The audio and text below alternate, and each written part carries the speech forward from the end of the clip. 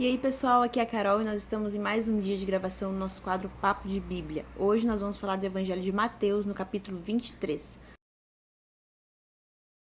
Vamos lá, então? Aqui se inicia falando sobre a hipocrisia dos mestres da lei e dos fariseus. E vai dizer o seguinte: Então Jesus disse à multidão e aos seus discípulos: Os mestres da lei e os fariseus assentam-se na cadeira de Moisés. Obedeçam-lhes e façam tudo o que eles dizem, mas não façam o que eles fazem, pois não praticam o que pregam. Aqui a gente até lembra daquele ditado, né? Faço o que eu digo, mas não faço o que eu faço, né? Realmente é bem por aí. Eles atam fardos pesados e os colocam sobre os ombros dos homens, mas eles mesmos não estão dispostos a levantar um só dedo para movê-los, ou seja, eles não estão dispostos em nada para ajudar essas pessoas a continuar a sua caminhada, né? Tudo o que fazem é para serem vistos pelos homens. Eles fazem seus filactérios bem largos e as suas franjas das suas vestes bem longas, que eram as roupas que eles usavam, né? E gostam de lugares de honra nos banquetes e dos assentos mais importantes nas sinagogas. Eles gostam de serem saudados nas praças e de serem chamados de mestres, mas vocês não devem ser chamados de mestres. Um só é o mestre de vocês, e todos vocês são irmãos. A ninguém na terra chamem de pai, porque vocês só têm um pai, aquele que está nos céus. Tampouco vocês devem ser chamados chefes, porquanto vocês têm um só chefe, o Cristo. O maior dentre vocês deve ser servo, pois todo aquele que a si mesmo se exaltar será humilhado, e todo aquele que a si mesmo se humilhar será exaltado.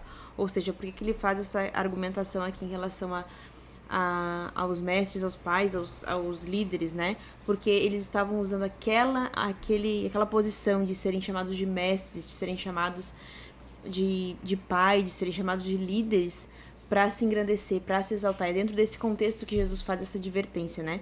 E aqui ele tá falando que nós devemos servir, né? Todos vocês são irmãos.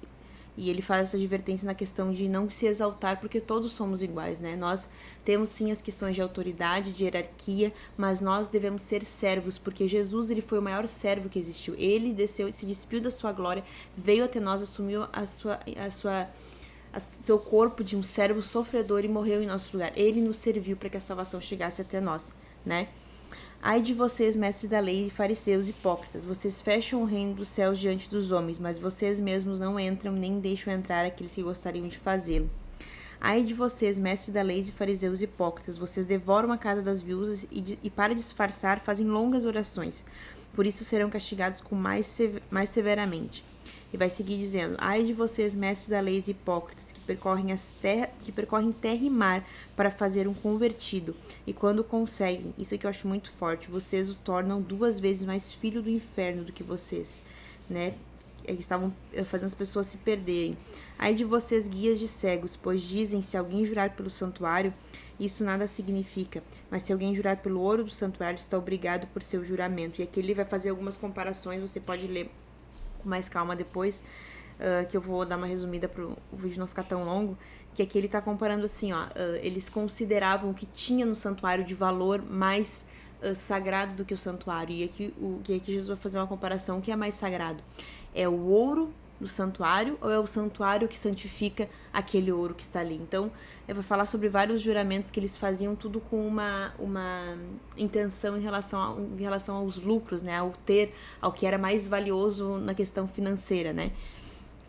Aí vai mais pra frente falar o seguinte: ai de vocês, mestres da lei e fariseus hipócritas, vocês dão o dízimo da hortelã e do endro e do cominho, mas negligenciam os preceitos mais importantes da lei, a justiça, a misericórdia e a fidelidade. E aqui Jesus não estava dizendo que eles estavam errados em dar esse dízimo. Aí vai explicar, a seguir vai explicar: vocês devem praticar essas coisas sem omitir aquelas, ou seja, façam uma coisa sem deixar de fazer a outra, porque ambas são certas, né? Guias de cegos, vocês comem um mosquito e engolem um camelo. Ou seja, ele estava dizendo: de nada adianta vocês fazerem isso, vocês sacrificarem, dizer que vocês dão o dízimo de tudo, mas a justiça, a misericórdia e a fidelidade vocês não praticam. Vocês não devem deixar de dar o dízimo. Está certo, vocês devem dizimar, dar as primícias para Deus, porém não é por causa que vocês fazem isso que vocês podem deixar de fazer aquilo. Vocês devem praticar as duas coisas, porque além de ser importante vocês darem os dízimos, vocês serem fiéis a Deus nisso, vocês também devem serem fiéis a Deus na justiça, na misericórdia, na fidelidade a Deus. Em tudo o Senhor quer a nossa fidelidade, né? E vai seguir dizendo: ai de vocês, mestres da lei e fariseus hipócritas, vocês limpam o exterior do copo e do prato, mas por dentro estão cheios de ganância e de cobiça. Fariseu cego, limpe primeiro o interior do copo e do prato, para que o exterior também fique limpo. Ou seja, a transformação ela sempre acontece de dentro para fora. A gente vê muitas pessoas que se tornam, querem primeiro transformar o exterior das pessoas através dos seus costumes, de dizer que pode ou não pode fazer tal coisa, pode ou não pode vestir tal coisa. Quando o nosso interior é transformado pelo Espírito Santo, até mesmo o nosso modo de vestir é transformado, porque o Senhor é aquele que nos transforma de dentro para fora, né? E vai dizer o seguinte: ai de vocês, mestres da lei e fariseus, vocês são como sepulcros caiados, bonito por fora, mas por dentro estão cheios de ossos de todo tipo de imundície. Ai de vocês, assim são vocês, que por fora parecem justos ao povo, mas por dentro são cheios de hipocrisia e maldade. E aí vai dizer, né, que eles edificaram os túmulos dos profetas e adornaram os monumentos dos justos e disseram que se nós tivéssemos vivido naquela época, os nossos antepassados, vai dizer assim, né, nós não teríamos tomado parte no derramamento de sangue dos profetas. Assim vocês testemunham contra si mesmo, que são descendentes dos que assassinaram os profetas.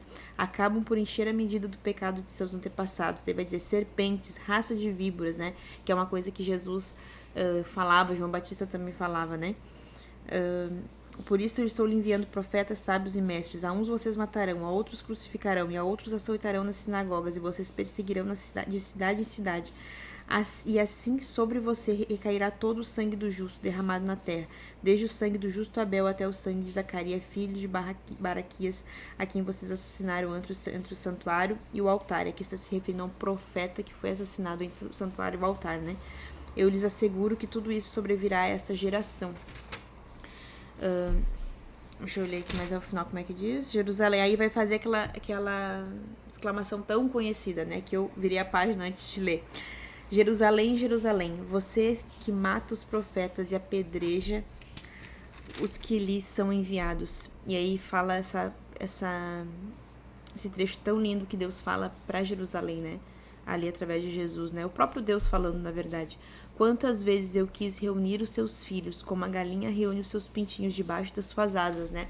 Aquela coisa que a galinha faz, que todos os pintinhos ficam bem ali protegidos debaixo das asas dela. Mas vocês não quiseram. Ai de vocês, eis que a sua casa ficará deserta, pois eu lhes digo que vocês não me verão mais, até que lhes digam, bendito o que vem em nome do Senhor. Então aqui Jesus faz muitas advertências, e aqui a gente pode pensar, né, ele tá falando isso para os fariseus daquela época, para aqueles homens que não tinham noção das coisas, que, na verdade, eles tinham noção das coisas, tinham muita noção, mas não tinham a obediência que eles deveriam, né, eles não amavam as pessoas, eles queriam só a honra dos seus cargos, na verdade.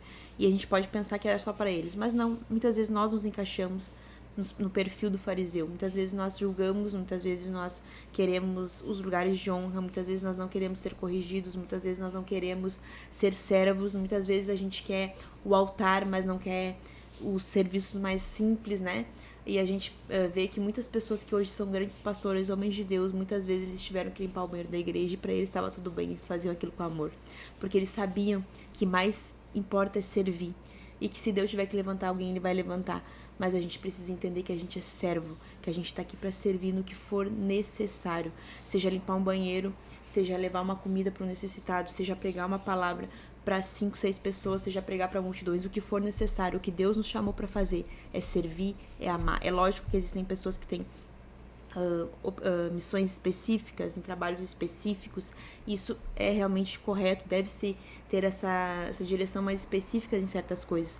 Mas nós precisamos entender que Deus nos chamou para servir. E tudo que nós estamos fazendo, seja o serviço mais simples ou o serviço mais reconhecido, isso tudo é serviço, né? Deus deu os pastores para a igreja, Deus deu os apóstolos para a igreja, tudo é para o reino, é em função do reino. Assim como a palavra é pregada para que almas sejam alcançadas, aquela palavra ela é utilizada através daquele servo de Deus para alcançar as outras pessoas. Então é um serviço às pessoas, é em função das pessoas. O reino de Deus, ele envolve as pessoas, ele envolve o trabalho. E o menor trabalho ou o maior trabalho para Deus, ele está vendo a intenção do nosso coração. Muitas vezes as pessoas fazem pequenos serviços e querem ser muito reconhecidas.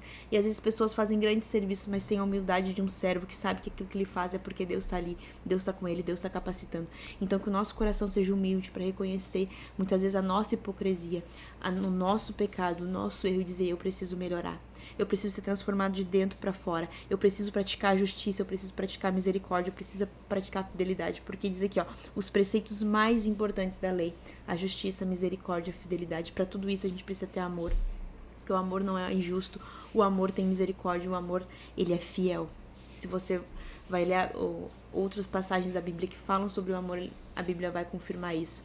Então eu espero muito que esse vídeo tenha te abençoado, tenha despertado não somente a mim, mas que tenha despertado também a vocês, que tenha trazido luz para nossa mente, para o nosso entendimento. Se você gostou, curte, compartilha esse vídeo, comenta, se inscreve aqui no canal e não esquece de ativar os sininhos para as notificações. Nós estamos no capítulo 23, daqui 5 capítulos nós terminamos nosso comentário, nosso estudo do Evangelho de Mateus. E eu quero agradecer muito vocês que até aqui têm acompanhado, têm deixado seus depoimentos aqui nos comentários. Eu fico muito feliz em saber que eu estou podendo servir ao corpo de Cristo de alguma forma. Que Deus abençoe você, a sua casa, a sua família. Eu te espero no próximo vídeo. Tchau, tchau.